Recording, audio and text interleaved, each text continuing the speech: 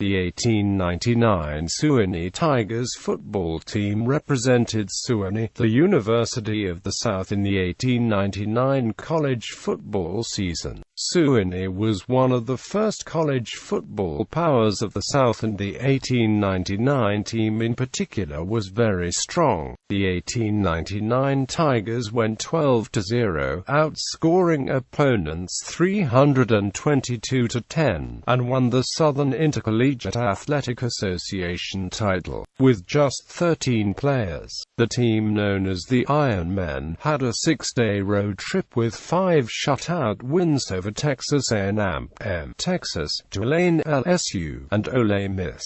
Sports writer Grantland Rice called the group the most durable football team I ever saw. The road trip is recalled memorably with the biblical allusion.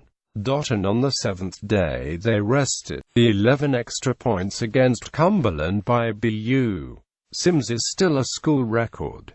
The offense was led by Diddy Sybils, the defense by Ormond Simpkins. John Heisman's Auburn team was the only one even to score on Sewanee before the season. Despite being from a small Episcopal university in the mountains of Tennessee, the team came to dominate football in the region during the end of the 19th and early 20th centuries. Like several other football powers of yore such as the University of Chicago, Sewanee today emphasizes scholarship over athletics.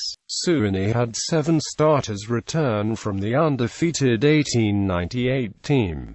Before play started, the Sewanee men trained hard for several weeks under Coach Suter. With experience and weight, the team was hopeful for an undisputed Southern championship. Schedule. Source: Season Summary. Sewanee's 1899 season was very successful. From October 21 through December 2, under the leadership of Coach Herman Suter and future college football Hall of Famer Captain Henry "Diddy" Sybils, the Sewanee team, officially the Tigers but nicknamed the Iron Men, played and won 12 games, was unscored upon except for one game, outscored its opponents 322-10, and was champion of the South. Most of the 12 opponents, including Tennessee, Louisiana State, and Texas, are among the all-time powers in college football. Georgia. Ormond Simpkins was the star of the 12-0 opening win over the Georgia Bulldogs,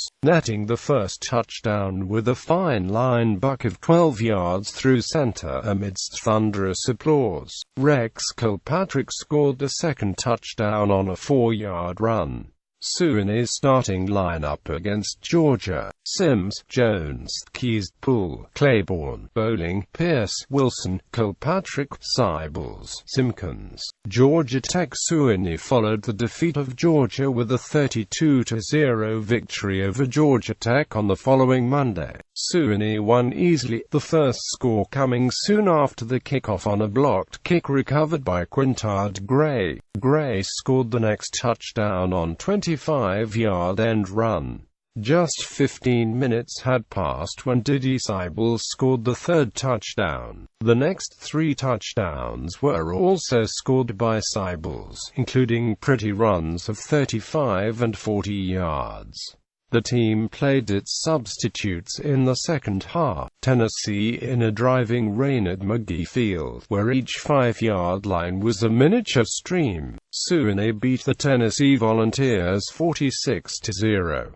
Diddy Sybils led the scoring with 3 touchdowns. Touchdown followed touchdown, until Sewanee finally stopped scoring from sheer exhaustion, to quote the Sewanee Purple. Sewanee's starting lineup against Tennessee: Sims, Jones, Keys, Poole, Claiborne, K. Smith, Pierce, Wilson, Kilpatrick, Sybils, Simpkins. Southwestern Presbyterian. Sewanee next defeated Southwestern Presbyterian 54-0. The Sewanee Purple wrote, "Never before in the history of football at Sewanee have we piled up such a score against an opponent." Sewanee's starting lineup against Southwestern Presbyterian: Sims, Jones, Keys, Poole, Claiborne, Bowling, Pierce, Wilson, Gray, Sybils, Simpkins. The road trip, 5 shutouts in 6 days. The 1899 Ironman team's most notable accomplishment was a 6-day period from November 9 to 14, which is arguably the greatest road trip in college football history. Manager Luke Lee, after a disagreement with traditional rival Vanderbilt University over gate receipts resulting in the 1899 game being cancelled, sought a way to make up for the lost revenue. In response, Lee put together an improbable schedule of playing 5 big-name opponents in 6 days. Playing so many games in a short period minimized costs while maximizing revenue. During this road trip, Sewanee outscored its opponents for a combined 91-0, including Texas A&amp, LSU, and Ole Miss. Sewanee obliterated each one, traveling by train for some 2,500 miles. This feat, barring fundamental changes in modern-day football, can never be equaled. Contemporary sources called the road trip the most remarkable ever made by an American college team. Texas. The train carrying the players pulled into Austin on the night of the 8th to face the undefeated Texas Longhorns the following afternoon. Sewanee won 12-0. Sewanee scored 5 minutes into the first quarter, and a minute before the end of the game, and the intervening time was devoted to the liveliest battle ever witnessed here. Seibels played throughout the game, scoring both touchdowns, despite his head having split open just above his left eye, bleeding profusely. By the end of the game his head was coated with blood.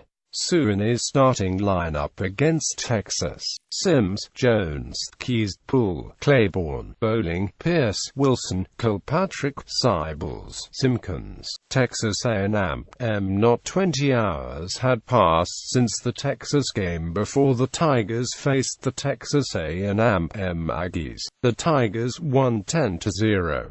Guard Wild Bill Claiborne was blind in one eye and used his discolored eye for purposes of intimidation. See this. I lost it yesterday in Austin. This afternoon I'm getting a new one. Ormond Simpkins first ran in a touchdown from the 1-yard line near the end of the first half. Quarterback Warbler Wilson got the second touchdown with 5 seconds left in the game. Texas A&am's campus paper, The Battalion, reported, are unmistakably the champions of the South this year. Sewanee's starting lineup against Texas A&amp: Sims, Jones, Keys, Poole, Claiborne, Bowling, Pierce, Wilson, Kilpatrick, Gray, Simpkins. Tulane. After another 350-mile overnight train leg, the Tigers beat Tulane in New Orleans 23-0. Rex Kilpatrick scored first. Quintard Gray scored twice more. The lone score of the second half was another 5-yard run by Kilpatrick. The game was called early due to darkness. The starting lineup was Sims, Jones, Keys, Poole, Claiborne, Bowling, Pierce, Wilson, Kilpatrick, Seibels, Simpkins. LSU. Before the trip to Baton Rouge, the team saw a play and then toured a sugar plantation owned by John Dalton Schaffer, rather than enjoy the nightlife of New Orleans. One source reported center William H. Poole drank heavily on the one day off. Sewanee then defeated LSU 34-0. Seibels scored first.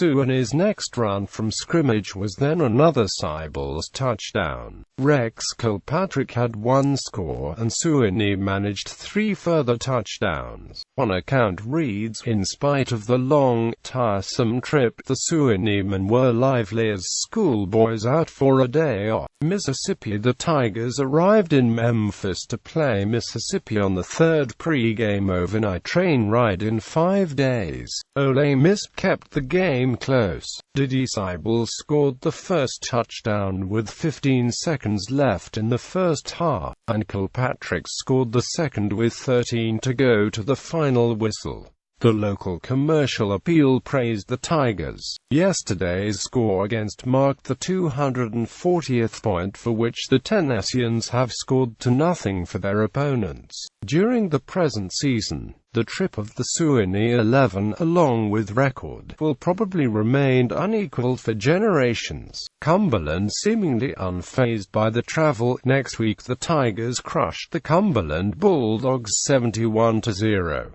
One account reads, "For 5 minutes after the beginning of the game, Cumberland made some good gains, but the Sewanee defense suddenly grew strong. The ball was secured on downs, and Seibels crossed the line for touchdown 7 minutes after play began.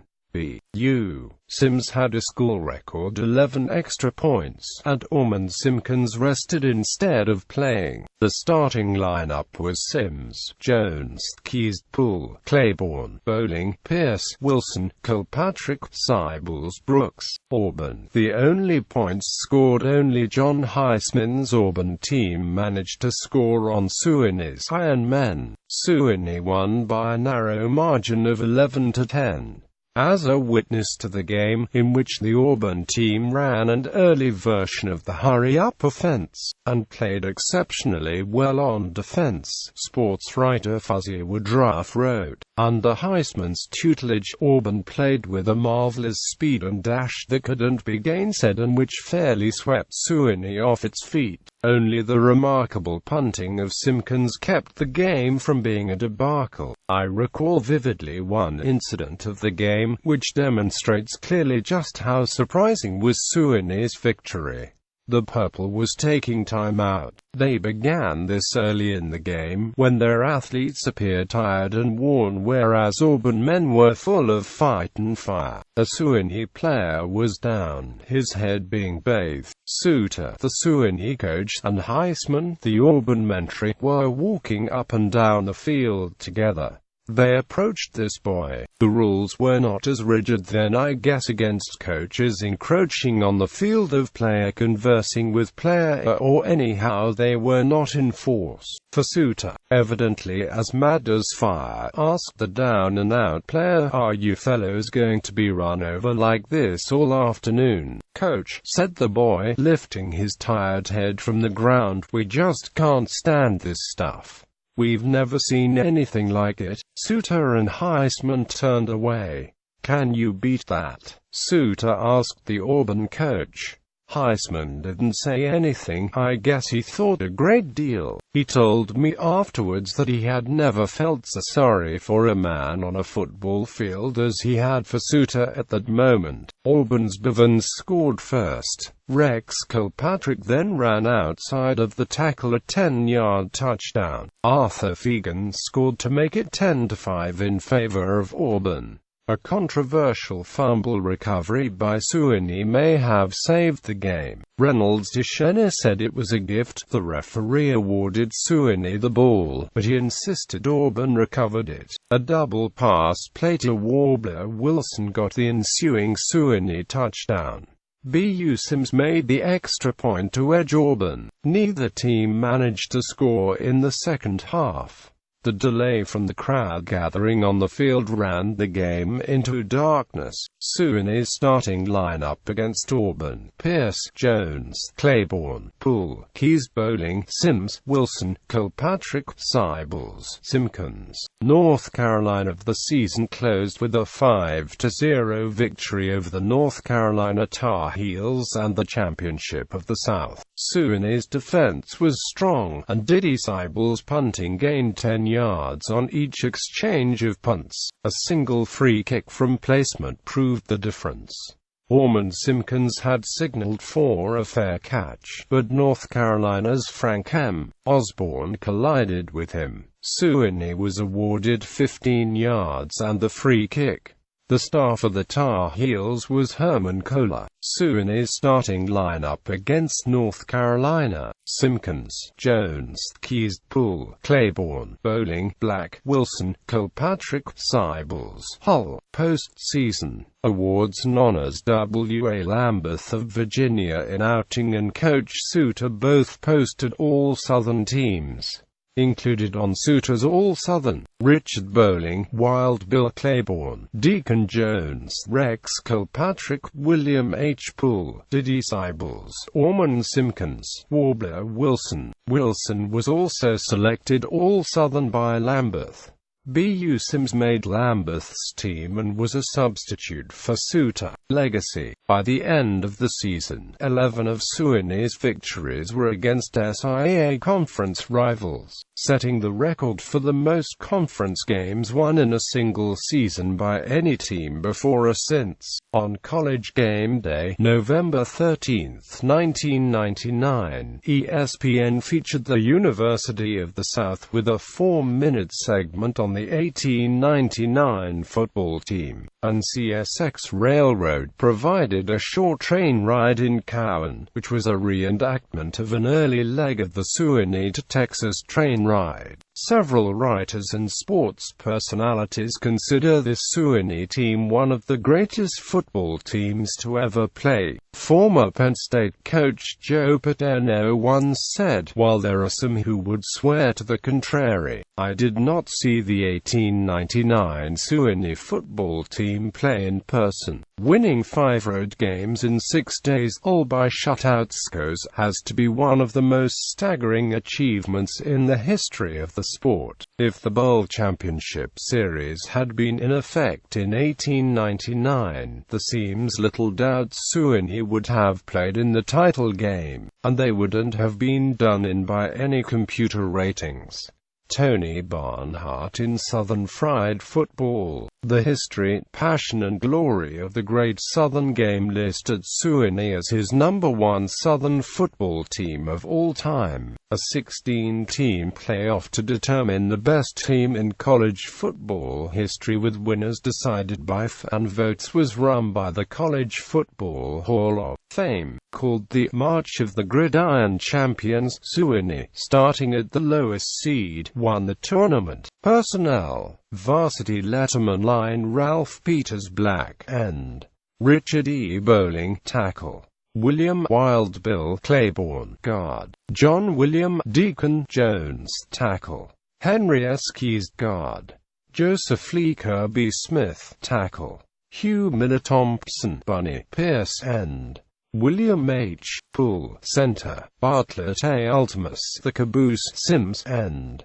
Backfield: Charles Quintard Gray halfback, Ringland F. Rex Kilpatrick halfback, Henry Diddy Sybils halfback, Orman Simpkins fullback, William Warbler Wilson quarterback. Substitutions: Preston S. Brooks back, Harris G. Cope quarterback, Albert T. Davidson, Andrew C. Evans, Daniel B. Hull fullback, Landon R. Mason, Floy H. Parker, Herbert E. Smith. Coaching staff: head coach Billy Suitor, manager Luke Lee, trainer Cal Burrows. Scoring leaders: the following is an incomplete list of statistics and scores, largely dependent on newspaper summaries.